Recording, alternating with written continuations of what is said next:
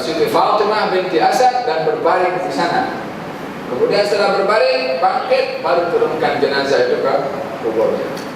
Buat apa kita setelah baringkan sana? Supaya mendapat barakah kesan syafaat Nabi Sallallahu Alaihi Wasallam. Yang mengajarkan hal seperti itu adalah Rasulullah Sallallahu Alaihi Wasallam. Mungkin seseorang akan berkata, itu kan Rasulullah, kalau bukan Rasulullah mana boleh. Yang memberikan kedudukan kenabian itu Allah Subhanahu wa Ta'ala. Yang memberikan kedudukan kepada para aulia untuk hampir kepada Allah setelah kedudukan yang tinggi kenabian adalah juga Allah Subhanahu wa Ta'ala. Kedudukan seseorang di sisi Allah yang tertinggi adalah an-nubuwah, kenabian. Setelah itu al-aulia. Aulia mempunyai banyak kedudukan. Ada Siddiqiyah, ada Al-Qutbiyah, macam-macam kedudukan. Bahkan dalam Al-Quran Allah Subhanahu wa Ta'ala pun membezakan kedudukan para aulianya itu adalah dengan berbagai kedudukan. Dan tak ada di situ taksis, yakni tak boleh pergi bawa anak untuk minta doa kepada orang lain kecuali kepada Nabi. Tak ada ketentuan yang seperti itu. Yang ada adalah membawa anak kepada orang yang mempunyai kedudukan di sisi Allah Subhanahu wa Ta'ala untuk didoakan. Itu adalah merupakan falsafah atau aqidah para sahabat radhiyallahu anhum wa ardhahum. Imam Syafi'i ketika sakit, dia akan datang beritahu kepada anak muridnya, pergi kepada Sayyidah Nafisah. Sayyidah Nafisah seorang wanita salihah, alimah, faqihah, sampai digelari dengan Nafisatul Ulum, Nafisah yang banyak ilmunya. Beberapa perkara terkadang Imam Syafi'i merujuk kepada seorang wanita yang bernama Nafisah al-Ulum ini. Bila mana Imam Syafi'i sakit akan hantar anak muridnya untuk minta kepada Siti Nafisah mendoakan. Dia lelaki, ini perempuan. Ya, tapi kedudukan yang perempuan lebih tinggi di sisi Allah Subhanahu wa Ta'ala. Didoakan sembuh. Sehingga terakhir sakitnya Imam Syafi'i karena penyakit bawasir waktu itu, dan datang anak muridnya untuk meminta doa kepada Siti Nafisah. Kata Nafisah, Siti Nafisah mengatakan kepada muridnya, bagi tahu kepada Syafi'i supaya dia bersabar. Anak muridnya ketika datang bagi tahu kepada Imam Syafi'i kata-kata Siti Nafisah, dia paham bahwasanya dia akan tiba ajalnya dalam sakitnya itu. Sebab selalunya didoakan. Kali ini disebut sholat. Maknanya ada isyarat tertentu.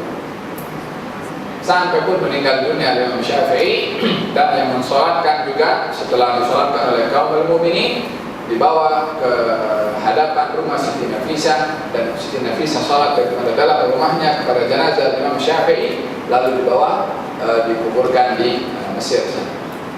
Pesyahid adalah Imam Syafi'i datang juga meminta doa kepada seorang wanita salihah, wanita bukan Nabi, bukan Rasul, tapi salihah, waliyah, keturunan daripada Rasulullah SAW, Siti Nafisah. Pesyahid adalah hadis ini ketika seorang wanita membawa anak saudaranya kepada Rasulullah untuk didoakan ketika sakit, memberikan satu pengajaran kepada kita bahwasanya keberkatan itu datang langsung daripada Allah Subhanahu wa Ta'ala, terkadang melalui seseorang yang dikasihi oleh Allah, terkadang pun dibagi secara langsung oleh Allah Subhanahu wa Ta'ala. Kedua-dua betul nak minta langsung kepada Allah sembuhan, silahkan. Yang nak datang kepada orang supaya didoakan atau dapat sembuh daripada Allah pun juga silahkan juga. Tak ada perkara yang dijaga dengan syarat, kecuali kalau kita meyakinkan bahwasanya ini kalau datang kepada sebulan itu pasti sembuh. Ini yang dianggap menyimpang kepada agama dan syarat atau Sedangkan kepada para aulia, orang pergi ke dokter saja atau pergi ke farmasi saja, guna Panadol itu cepat pasti sembuh. Panadol ini pasti akan sembuhkan. Kalau meyakini itu Panadol yang kasih sembuh, syirik juga. Bukan hanya kepada orang wali saja, kepada orang hamba dengan Allah, termasuk kepada Panadol juga, termasuk kepada dokter juga. Kalau mempunyai keyakinan seperti itu, kenapa yang dipertikaikan kepada wali saja atau orang yang hampir dengan Allah tak dipertikaikan yang dokter? Paham tu? Idan kembali kepada keyakinan itu sendiri bahwasanya segala kesembuhan datang daripada Allah. Segala sesuatu selain itu, sebab dokter ke, Panadol ke, siapa wali ke, semuanya adalah asbab yang boleh mendatangkan asyifa, kesembuhan dari Allah Subhanahu wa ta'ala. Idza famasaha ra'si, maka diusap kepalaku. Famasaha ra'si. Tentunya mengusap ini menggunakan telapak tangan. Dan baginda Rasulullah sallallahu alaihi wasallam telapak tangannya tentunya berbeda dengan mana telapak tangan orang lain. Telapak tangan Rasulullah sallallahu alaihi wasallam adalah wangi. Telapak tangan orang lain tidak wangi. Kecuali kalau pakai minyak lah. Tapi tangan Rasulullah sallallahu alaihi wasallam, kata seorang sahabat, aku cium tangan baginda Rasulullah seakan-akan tangan itu baru saja diangkat daripada bekas yang dipenuhi dengan minyak wangi. Wangi bau minyak tangan atau bau tangan Rasulullah sallallahu alaihi wasallam, walaupun beliau tak pakai minyak wangi. Bukan bermakna Nabi tak pakai minyak wangi. Justru di antara perkara yang amat disukai oleh Nabi adalah minyak wangi. Nabi bila mana ingin berihram, ingin umrah ataupun haji, beliau akan memakai wangi-wangian terlebih dahulu. Walaupun wangi-wangi yang original itu adalah sangat wangi, sehingga kewangiannya itu dapat dikesan oleh orang yang lalu di sebuah lorong, yang lorong itu sudah dilalui oleh Nabi sallallahu alaihi wasallam. Kalau orang itu lalu di situ bau wangi, baru tadi Rasulullah lalu depan lorong sini. Anak para sahabat yang bermain lalu berjumpa dengan Rasulullah, lalu kemudian diusap oleh Nabi sallallahu alaihi wasallam, dan baginda Rasulullah amat peka kepada walaupun budak-budak.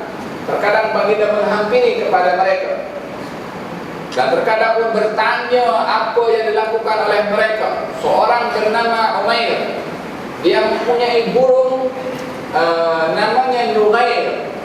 Burung itu mati. Burung itu selalu diajak bermain oleh Umair. Umair ini adik Anas bin Malik. Dia bermain dengan burung Nughair itu, kerap nampak Nabi kepada Umair yang bermain burung Nughair. Maka ketika burung Nughair itu mati, Umair pun nampak sedih, dihampiri oleh Nabi. Ya Umair, ma fa'ala Nughair? Wahai Umair, apa dah jadi dengan burung Nughair? Dihibur oleh Nabi sallallahu alaihi wasallam. Kata Imam Syafi'i mengatakan, aku boleh mengeluarkan 40 istinbat, yakni 40 ilmu melalui kata-kata Nabi, ya Umair ma fa'ala Nughair. Dua kata ini boleh aku ambil petik faedah dan manfaat yang perlu untuk diambil. Lebih kurang ada 40 manfaat tentang hibur, tentang dari segi bahasanya banyaklah faedahnya, menunjukkan bagaimana baginda Rasulullah SAW peka walaupun kepada budak-budak. Ini budak-budak yang kadang-kadang sedang bermain dihampiri oleh Nabi SAW.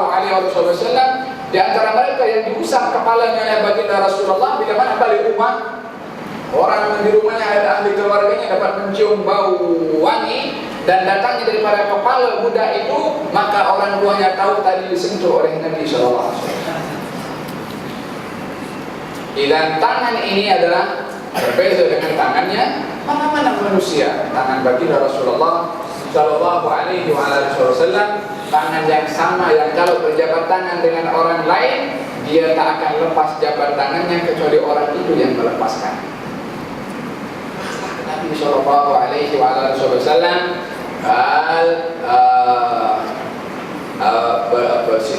Aisyah radhiyallahu anha wa ardha ketika baginda sakit di rumahnya, dan dengan sakitnya beliau meninggal dunia, Siti Aisyah melakukan kebiasaan yang dilakukan oleh Nabi, yaitu Nabi SAW bila mana ingin tidur, Nabi akan